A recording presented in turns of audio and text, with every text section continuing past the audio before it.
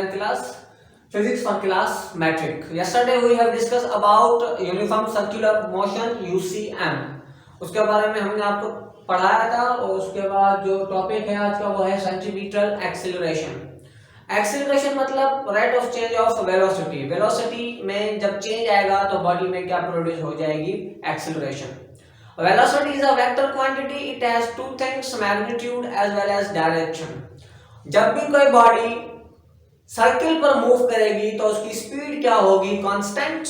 लेकिन हर पॉइंट पर उस बॉडी की जो डायरेक्शन है वो क्या होगी? कंटिन्यूअसली चेंज होगी. तो उस चेंज इन डायरेक्शन की वजह से on a circular path body में क्या प्रोड्यूस हो जाएगी? एक्सीलरेशन. तो ऐसी एक्सीलरेशन को हम क्या कहेंगे? Centripetal acceleration. When a body moves along a circular path, direction of its velocity changes. Acceleration of a body due to change in the direction of its velocity is called centripetal acceleration. जब भी कोई body circle पर move करेगी, circular path पर move करेगी, तो हर point पर उसकी डायरेक्शन ऑफ वेलोसिटी क्या होगी? कंटिन्यूअसली चेंज होगी. Due to change in the direction of its velocity तो उस बॉडी में क्या प्रोड्यूस हो जाएगी? एक्सीलरेशन. और ऐसी एक्सीलरेशन को हम कहते हैं centripetal acceleration. Hence, a body moving along a circular path always has centripetal acceleration. जब भी कोई बॉडी सर्कुलर पाथ पर मूव करेगी तो उसके बाद सेंट्रीपिटल एक्सीलरेशन हमेशा होगी, whether its speed uniform or not.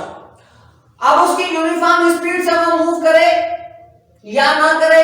देखिए, अगर वेलोसिटी का चेंज मतलब मैग्नीट्यूड ऑफ स्पीड और डायरेक्शन दोनों में चेंज, अगर डायरेक्शन यूनिफॉर्म है लेकिन continuous magnitude of speed constant है, मतलब बॉडी जो सर्कुलर पाथ पर मूव कर रही है उसकी जो स्पीड है वो कांस्टेंट है, लेकिन हर पॉइंट पर डायरेक्शन क्या है? चेंज. तो बॉडी में क्या प्रोड्यूस हो जाएगी? Centripetal acceleration. वेदर डायरेक्शन तो हर पॉइंट पर चेंज हो रही है लेकिन उसकी स्पीड भी उसके साथ चेंज हो रही है, तब भी बॉडी के अंदर क्या होगी? Centripetal acceleration. The acceleration of a body which is directed towards center of a circular path is called centripetal acceleration.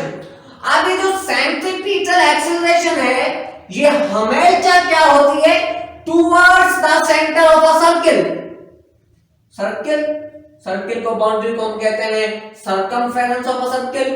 This is centre से लेकर बाउंड्री तक का जो डिस्टेंस जिसे हम क्या कहते हैं? और radius of a circle.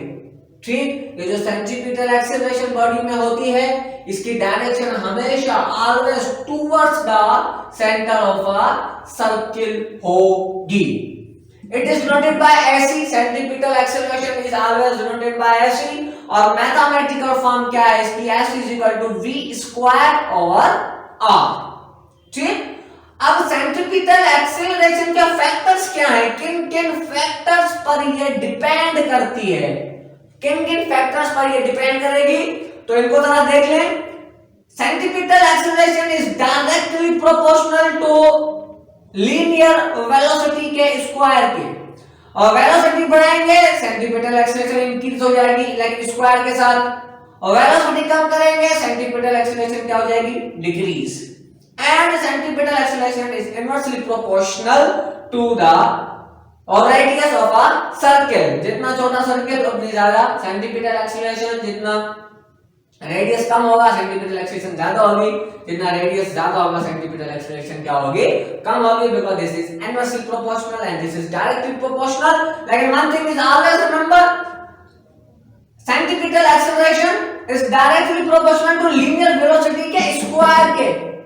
Square को याद रखना है. स्क्वायर वेलोसिटी आपको लीनियर मिलेगी, मतलब वेलोसिटी मिलेगी 2 मीटर पर सेकंड. ठीक, 2 मीटर पर सेकंड से हो गई 4 मीटर पर सेकंड. तो आप वहां पे 4 का स्क्वायर पुट करेंगे, 4 पुट नहीं करेंगे. ये बात याद रखने की है.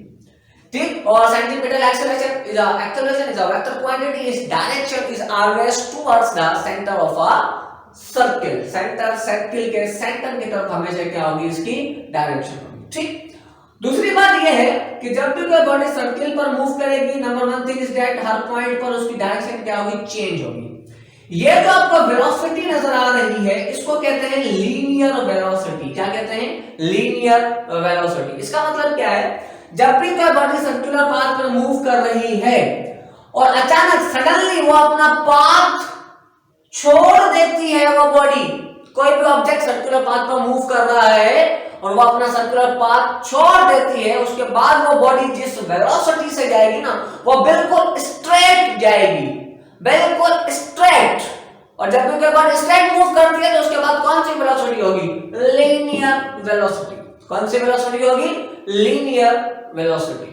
ठीक, तो ये यहां जो v है ये लीनियर वेलोसिटी है, ये जो एक्सीलरेशन है सेंट्रीपिटल एक्सीलरेशन है। सेंट्रीपिटल एक्सीलरेशन हमेशा जब भी कोई बॉडी सर्कुलर पाथ पर मूव करेगी तो उसके पास हमेशा क्या होगी, सेंट्रीपिटल एक्सीलरेशन। इसका फार्मूला s = v² और r वेलोसिटी लीनियर के डायरेक्टली प्रोपोर्शनल, स्क्वायर के डायरेक्टली प्रोपोर्शनल और रेडियस के इनवर्सली प्रोपोर्शनल। और मैथमेटिकल फॉर्म में s = v² और r। This is a small topic about centripetal acceleration. जब भी ये पेपर में आएगा तो आपको सेम एज इट इज इसकी इस तरह से ही लिखना है, इसको मेमोराइज करना है, इसके नोट्स बनाने हैं, ठीक है ना। सवाल आ सकता है डिफाइन सेंट्रीपिटल एक्सीलरेशन या state and explain centripetal acceleration, तो यही सारा आपको क्या होगा वहां पे डेमोंस्ट्रेट करना पड़ेगा और ये पिक्चर भी बनानी पड़ेगी।